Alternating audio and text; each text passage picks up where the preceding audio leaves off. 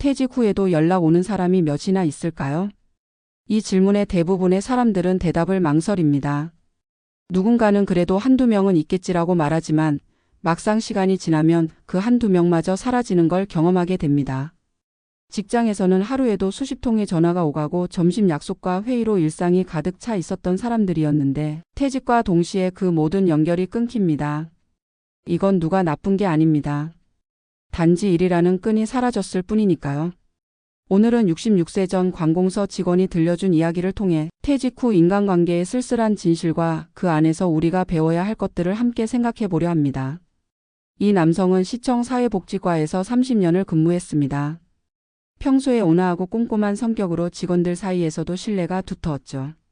민원인들과도 정이 많아 퇴직할 때는 선물 꾸러미가 책상에 쌓일 정도였습니다. 퇴직식 날 그는 그래도 나는 외롭지 않겠구나라고 생각했습니다. 매일 찾아오는 민원인들과 동료들, 부하 직원들이 있었으니까요. 하지만 퇴직 후 첫 달 휴대폰은 놀라울 정도로 조용했습니다. 출근 시간 알람이 울리지 않는 아침, 전화벨이 울리지 않는 하루, 약속이 없는 주말이 이어졌습니다. 그는 말했습니다. 일이 내 사회생활의 전부였다는 걸 그제야 알았습니다. 처음에는 서운했습니다. 같이 일하던 후배들이 점심 한번 하자는 말도 없고 그 많던 전화가 한 통도 오지 않는 게 이해되지 않았죠. 그래서 먼저 연락을 시도했습니다. 같이 근무했던 동료에게 안부 전화를 걸면 아 선배님 잘 계시죠? 하며 반갑게 인사하지만 통화는 2분도 안 돼 끝났습니다. 퇴근 후 한잔하자고 해도 이번 주는 좀 바빠서요 라며 미뤘습니다. 그렇게 몇 번을 시도하다가 어느 순간 연락을 기다리는 쪽이 자신뿐이라는 걸 깨달았습니다. 그가 말하길 퇴직 후 나를 먼저 부르는 사람은 단 한 명뿐이었습니다. 그 한 명은 동네 슈퍼 사장님이었어요. 매일 같은 시간에 들르니까 얼굴이 익었을 뿐인데 그는 점점 말수가 줄었고 외출도 줄었습니다.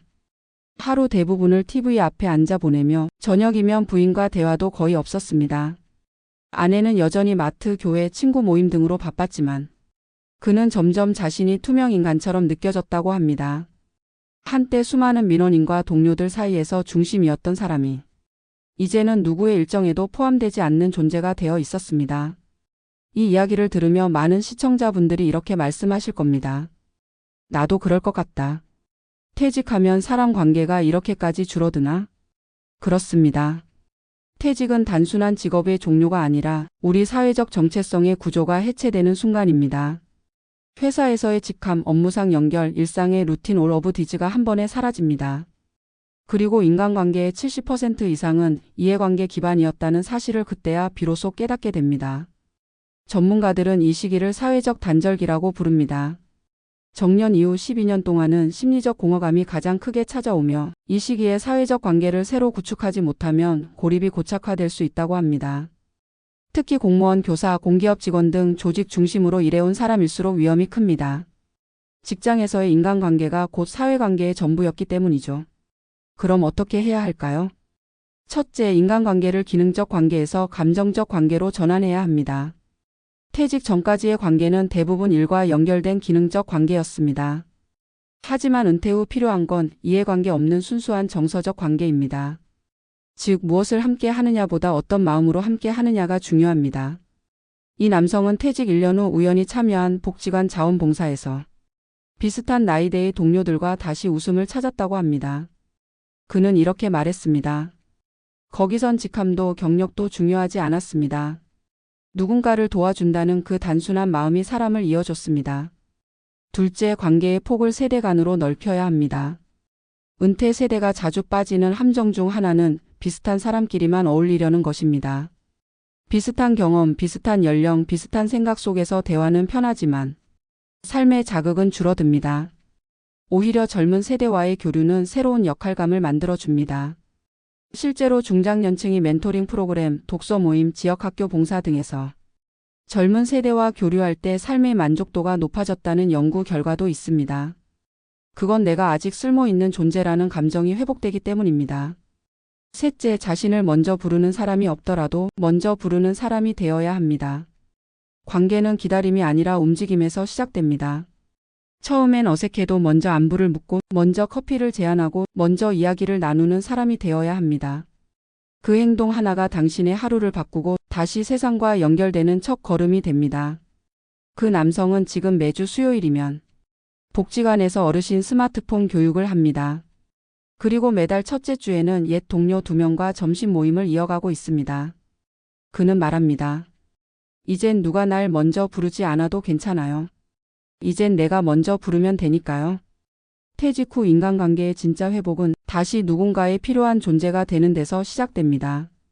그게 꼭 돈이나 일 때문일 필요는 없습니다. 누군가에게 귀 기울여주는 것, 작은 도움을 주는 것, 함께 시간을 나누는 것, 그 모든 게 관계의 시작이자 퇴직 후 인생의 새로운 사회적 루틴입니다. 오늘의 이야기를 마치며 이런 말을 드리고 싶습니다. 퇴직은 사회로부터의 퇴장이 아니라 관계 방식의 전환이다. 우리가 잃은 건 사람이 아니라 관계의 형태입니다. 그 형태를 새롭게 만들면 다시 세상은 우리를 불러줍니다. 그때는 누가 먼저 부르느냐 보다 함께 할 수 있는 사람이 있다는 것이 더 중요해집니다. 퇴직 후 나를 먼저 부르는 사람이 단 한 명뿐이었다는 이 짧은 고백 속에는 한국 중장년의 고립된 현실이 담겨 있다. 일터에서의 시간은 단순히 생계의 수단이 아니었다. 그것은 사회적 소속감이자 존재의 증명이었다.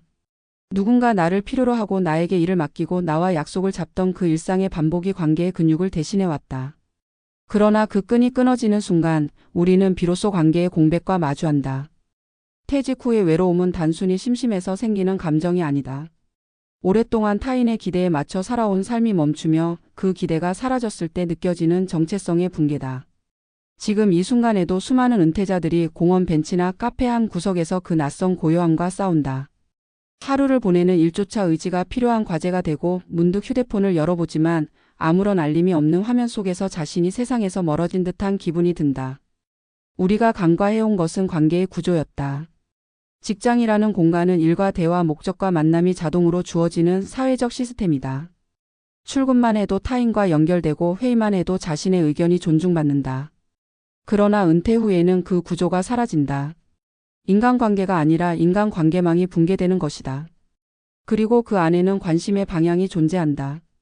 퇴직 전에는 많은 사람들이 나를 향해 있었다. 부하 직원은 지시를 받기 위해, 거래처는 협업을 위해, 동료는 정보 교환을 위해 나에게 다가왔다. 그러나 퇴직 후에는 관심의 방향이 반대로 바뀐다. 이제 내가 타인을 향해 움직이지 않으면 아무도 다가오지 않는다.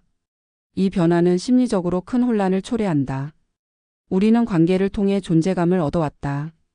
그런데 그 관계가 사라지면 자신이 사라진 것 같은 착각에 빠진다. 그래서 많은 은퇴자들이 나는 이제 필요 없는 사람인가라는 질문을 품는다. 특히 관공서나 공기업 출신 은퇴자들은 규범과 질서 속에서 평생을 살아왔기에 갑작스러운 자유가 불안으로 변한다. 일정 없는 하루, 누가 부르지 않는 일상은 마치 목적이 사라진 세상 같다. 그 공백을 견디지 못해 TV나 뉴스, 정치 토론에 몰입하며 여전히 세상과 연결되어 있다는 착각을 유지하려 하지만 그건 진짜 관계가 아니다. 그저 시간을 채우는 또 다른 형태의 방어다. 진정한 회복은 관계를 다시 만드는 일에서 시작된다. 하지만 그 관계는 예전의 방식으로는 돌아오지 않는다. 과거에는 직장이라는 틀이 관계를 제공했지만 이제는 스스로 관계를 설계해야 한다. 그 설계는 낯설지만 동시에 자신을 재발견하는 과정이기도 하다. 예를 들어 퇴직 후 한 남성은 지역복지관의 자원봉사자로 나섰다. 처음에는 서먹했지만 봉사 대상자와의 대화를 통해 오히려 자신이 위로받는다는 사실을 깨달았다. 도와주는 줄 알았는데 내가 살아있다는 걸 느끼게 됐어요. 이 한마디는 퇴직 후 관계의 본질을 정확히 짚는다. 누군가를 향한 손 내밈은 결국 자신을 다시 사회로 연결하는 행위다. 관계는 연령과 지위, 경험을 초월해 만들어질 때 오래간다. 비슷한 사람끼리만 어울리면 안정감은 있지만 변화는 없다. 반면 세대 간 교류는 생각보다 많은 자극을 준다. 청년 세대에게는 경험을 전하고 노년 세대에게는 새로운 시각을 배우는 그 순환의 흐름이 관계의 활력을 만든다. 실제로 여러 연구에서 은퇴자가 젊은 세대와의 멘토링이나 배움의 관계를 유지할 때 삶의 만족도가 크게 높아지는 것으로 나타났다. 이유는 단순하다. 여전히 누군가에게 필요한 사람이라는 감정을 되찾기 때문이다. 은퇴 후에는 직함이 아닌 존재 자체로 인정받는 관계가 필요하다. 문제는 대부분의 은퇴자들이 그 시작을 두려워한다는 점이다. 내가 먼저 연락하면 부담스럽지 않을까, 나를 불편해하지 않을까, 이런 생각들이 마음을 막는다. 그러나 인간관계는 생각보다 단순하다. 누군가에게 진심을 담은 안부를 전하는 것, 커피 한 잔을 함께 하자고 제안하는 것, 그것이 관계의 첫걸음이다. 기다림이 아닌 움직임이 관계를 다시 살아나게 한다. 그 남성 역시 퇴직 후 1년간 누구에게도 먼저 연락하지 못했다. 하지만 어느 날 복지관에서 우연히 만난 동료 은퇴자에게 먼저 말을 걸었고 그 한마디가 새로운 일상의 문을 열었다. 그날 이후로 내 휴대폰엔 다시 이름들이 저장되기 시작했습니다. 은퇴 후의 고립은 피할 수 없는 통과일에 같지만 그 안에도 선택의 여지는 있다. 누구나 관계의 단절을 경험하지만 모두가 고립되는 것은 아니다. 차이는 다시 연결하려는 의지에 있다. 사회는 은퇴자를 기다려주지 않는다. 그러나 사회는 여전히 그들을 필요로 한다. 그 필요는 과거의 자리로 돌아가는 것이 아니라 새로운 역할을 찾는 과정에서 발견된다. 지역사회 활동, 평생교육, 동호회, 봉사, 온라인 모임 등 다양한 통로가 존재한다. 중요한 것은 무엇을 하느냐보다 어떤 태도로 참여하느냐다. 관계는 기술이 아니라 태도의 문제다. 진심으로 타인에게 다가가면 언젠가 그 진심은 돌아온다. 우리가 은퇴 후에 배워야 할 것은 돈보다 관계의 기술이다. 경제적 준비만으로는 공허함을 채울 수 없다. 관계는 삶의 질을 결정짓는 또 하나의 자산이다. 그 자산은 꾸준한 관심과 시간을 투자해야 유지된다. 직장에서의 성공이 능력에서 나왔다면 은퇴 후의 평온은 관계에서 나온다. 퇴직 후 자신을 먼저 불러주는 사람이 단 한 명뿐이었다는 말은 결국 그동안 관계의 씨앗을 충분히 심지 못했다는 반성의 문장일 수도 있다. 그러나 동시에 그 한 명이 있다는 건 아직 늦지 않았다는 증거이기도 하다. 관계는 다시 시작할 수 있다. 단 한 번의 대화, 단 한 번의 만남이 그 시작이 된다. 이제는 세상이 나를 부르지 않아도 괜찮다. 내가 세상을 부를 수 있다면 된다. 나를 찾아주는 사람이 없어도 내가 먼저 다가가면 된다. 그렇게 관계의 방향을 바꾸는 순간 외로움은 줄고 삶의 의미는 돌아온다. 퇴직 후의 진짜 자유는 혼자가 되는 것이 아니라 스스로 관계를 선택할 수 있는 힘을 갖는 것이다. 마지막으로 이런 말을 전하고 싶다. 인생의 후반전은 누가 함께 있느냐에 따라 달라진다. 돈이 아닌 사람, 계획이 아닌 관계, 성취가 아닌 공감이 남는다.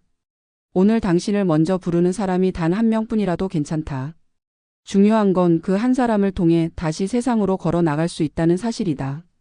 그리고 언젠가 누군가에게 당신이 먼저 부르는 사람이 될 때, 그때 비로소 퇴직 이후의 인생은 다시 살아 움직이기 시작한다.